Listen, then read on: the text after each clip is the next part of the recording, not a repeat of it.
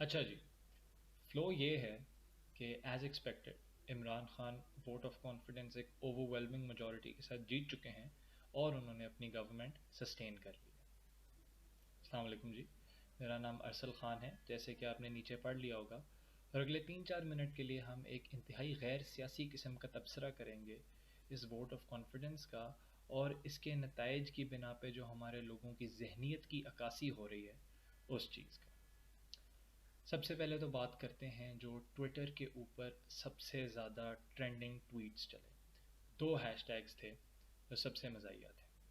اور سب سے زیادہ پاپولر بھی تھے۔ ہیش ٹیگ نمبر 1، یوتھیا کتے کے بچے، کیا بات۔ ہیش ٹیگ نمبر 2، پٹواری کھوتی کے بچے۔ جو پی ٹی آئی کے سپورٹرز ہیں وہ یوزولی اپنے آپ کو پڑھے لکھے سمجھتے ہیں، اس کلاس کے ساتھ ایسوسیٹ کرتے ہیں، تو بڑی حیران کن بات ہے کہ اپنا نقطۂ نظر آگے پہنچانے کی بجائے وہ دوسرے گروہ کو جانور کی اولاد بنا رہے ہیں۔ جو نون لیگ اور سپورٹنگ پارٹیز کے سپورٹرز ہیں، جنرل پرسیپشن عام طور پہ یہ پائی جاتی ہے کہ وہ زیادہ پڑھے لکھے نہیں ہیں، حالانکہ میں اس کے ساتھ اتفاق نہیں کرتا، لیکن انہوں نے بھی جہالت کا ہی مظاہرہ کیا ہے کسی جانور کی اولاد بنا کے اپنے اپوزنگ فیکشن کو۔ ہمارے ملک کے اندر لوگ اتنے شدید پولرائز ہو گئے ہیں اپنے اوپینینز کو لے کے کہ کسی اور کے نقطۂ نظر کو قبول کرنا تو بہت دور کی بات، ہمارے اندر اب سننے کی بھی صلاحیت ختم ہو گئی ہے۔ اور خاص طور پہ جو ہم مڈل کلاس ہیں، جہاں پہ مکالمہ ہونا چاہیے، جہاں پہ ایک عقل و فہم کی روشنی میں چیزوں کو ڈسکس کرنا چاہیے، ان کے چپ رہنے کی وجہ سے دو ایکسٹریمز کھڑی ہو گئی ہیں۔ ایک آپ کا لبرل فیکشن ہے جو ماڈرنٹی کے نام پہ ہر طرح کی جہالت کو نارملائز کرنے پہ نکلا ہوا ہے، اور پھر آپ کا ایک ریلیجس ایکسٹریمسٹ فیکشن ہے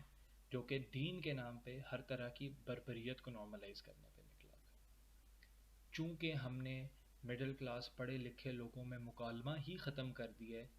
ان دو ایکسٹریمز کی جہالتوں نے اس وقت ایک اڑان پکڑ لی ہے، اور آپ کے ملک کا اسی وجہ سے اس وقت یہ حال ہے، اور تب تک یہی رہے گا جب تک ہم خود اٹھ کے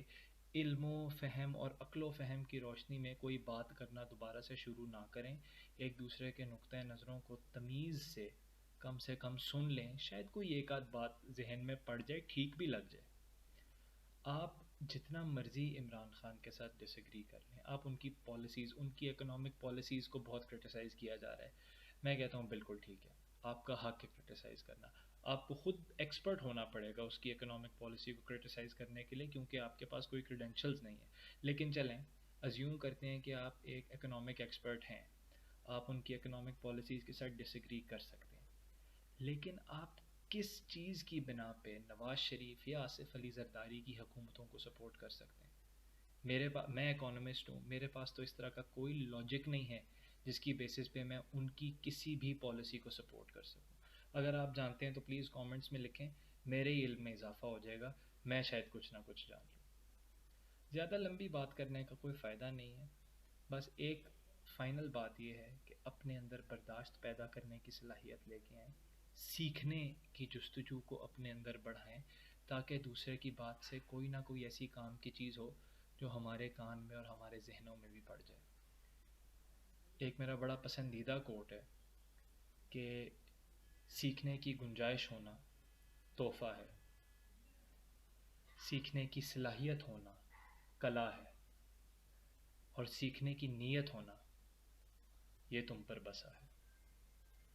ان شاء اللہ تعالیٰ آپ سے کل دوبارہ ملاقات ہوگی۔ عورت مارچ کے اوپر ہم اگلی ڈیبیٹ کریں گے، کچھ ذرا انتظار کر لیں، کوئی پلیک کارڈز آ جائیں جن کے اوپر تبصرہ کیا جا سکے۔ انشاءاللہ آپ سے کل ملاقات ہوگی، اپنا خیال رکھیں، اللہ حافظ۔